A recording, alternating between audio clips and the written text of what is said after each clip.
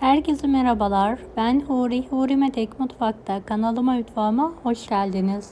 Beklemek yok. Tam kıvamında dondurulmuş çilekten harika bir reçel tarifi vermek istiyorum. Tarifimize hemen başlayalım.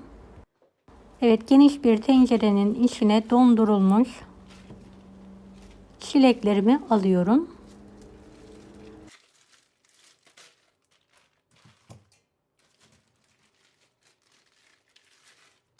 Beni hangi ülkeden veya şehirden izliyorsunuz merak ediyorum. Yoruma bildirirseniz sevinirim.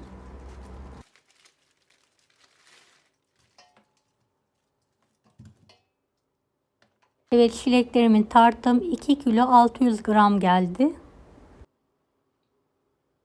Buzunu çözdürmeden, beklemeden üzerine 1 kilo 300 gram toz şekeri ekliyorum. Tencereyi sallayarak şekerleri oturtturuyorum. Kapağını kapatalım. Ocağın orta gözünü alıyorum ve kısıyorum. Kısık ateşte buzunun ve şekerin erimesi için bekliyorum. Evet, kapağını şimdi açtım ve karıştırıyorum.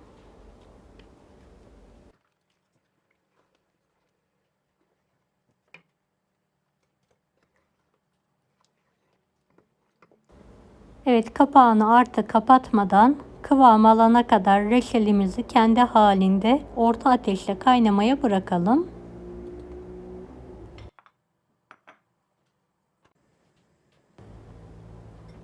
Evet, köpürmeye başladı. Bir kepçe yardımıyla köpüklerini toplayarak atıyorum.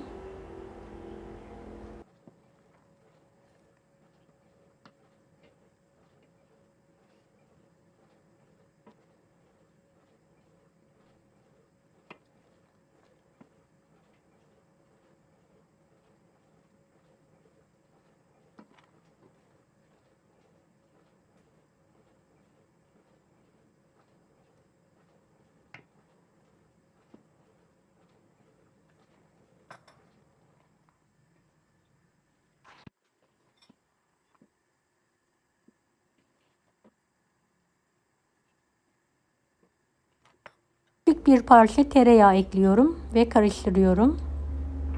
Böyle 2-3 parçada limon tuzu ekledikten sonra kıvam gelmesi için kaynatma işlemine devam ediyorum.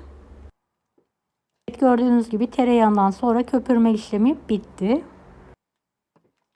Ve reçelim artık kıvam almaya başladı.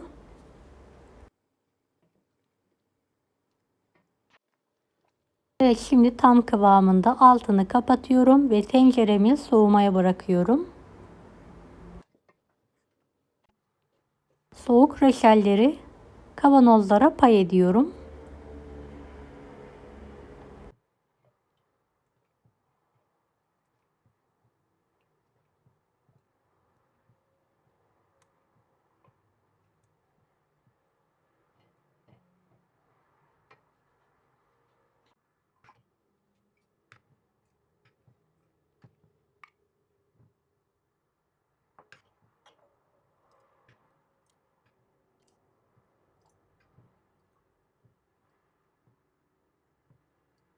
Kıvamı, rengi tam yerinde. Ertesi gün bir tık daha kıvamı koyulaşıyor.